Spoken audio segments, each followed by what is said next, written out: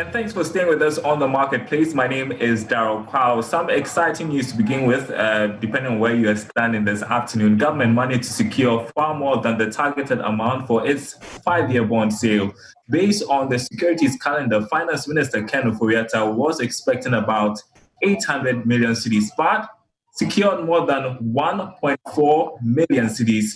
JoyNews has the latest. The results can be described as interesting, looking at the fact that government this time round didn't struggle to secure the entire amount targeted compared to recent bond sale. According to the bond results, 1.45 billion Ghana cedis worth of bids were tendered, but government also decided to accept everything, which is normally not the practice. But could this also signal government being under some financial pressure, looking at the fact that the COVID-19 has created some 20 billion Ghana cedis hole in government's finances? Well, results of upcoming bonds would tell, as the Finance Ministry is seeking to raise a total amount of 17.8 billion Ghana cedis for the third quarter of this year. There are also concerns about how this could impact on the rising debt stock, which has reached 236 billion Ghana cedis as at the end of March this year. Government is setting aside some 20 billion Ghana cedis to serve as interest on loans. All right, let's make sense of this. Joining me via Zoom is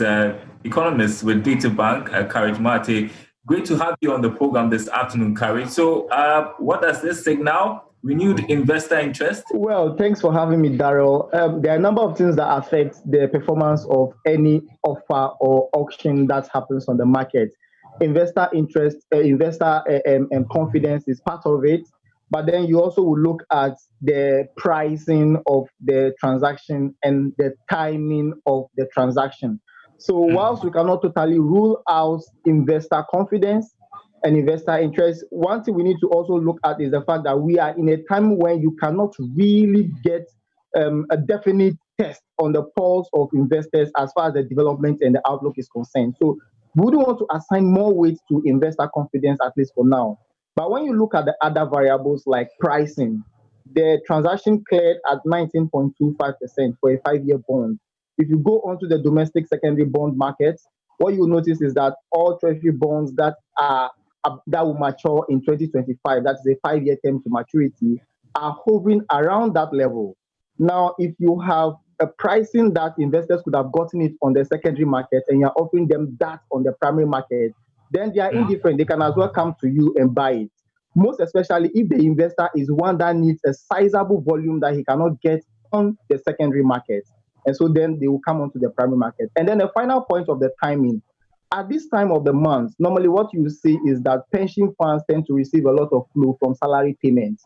And so there's a lot of liquidity on their balance sheet for them to channel into treasury securities, especially at a time when the main option, or if you like, the only option available is the treasury issuance. Okay, and this is coming at the time that the Bank of Ghana just yesterday warned of serious economic challenges amid the COVID-19 pandemic. I want you to juxtapose that, and as well, how seriously should we take these concerns from the Bank of Ghana?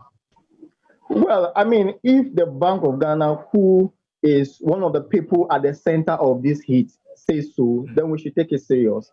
And then if we look at the fiscal numbers for first quarter, where there was an overall deficit of 3.3% of GDP against a target of 1.8% of GDP, we overran the target. We need to take it serious. If you consider the fact that that 3.3% of GDP deficit that we recorded in first quarter, that's the largest quarterly deficit we record since the third quarter of 2016. So we also need to take it seriously. And if you consider the fact that the first quarter numbers we have did not capture the relief expenditure that the government had to embark upon in April and in May to ease the pressure on the populace, and the fact that when the second quarter comes up, we might see a bigger impact on revenue and expenditure, then we need to take these discussions very seriously.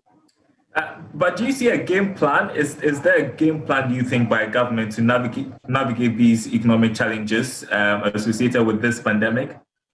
Yes, sure. I see right through what government is trying to do that there's a game plan. First of all, because of the drastic shortfall in revenue to target, and the fact that government does not only have to spend to save lives, but save livelihoods as well over the short to medium term, the deficit will inevitably widen. Now, once the deficit inevitably widens, what it also means is that the public debt portfolio will inevitably go up.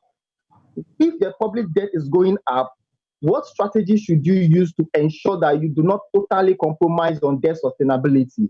Here comes the strategy, where we've noticed that the strategy now is that every new debt accumulation, particularly as a result of COVID related, should come at a less expensive cost, so that even if the debt portfolio goes up, the cost structure or the cost implication of this new debt should be one that will not undermine our debt sustainability. Stuff. Thanks very much for your perspective this afternoon, Courage. Marty, as always, thank you very much indeed. Absolute pleasure.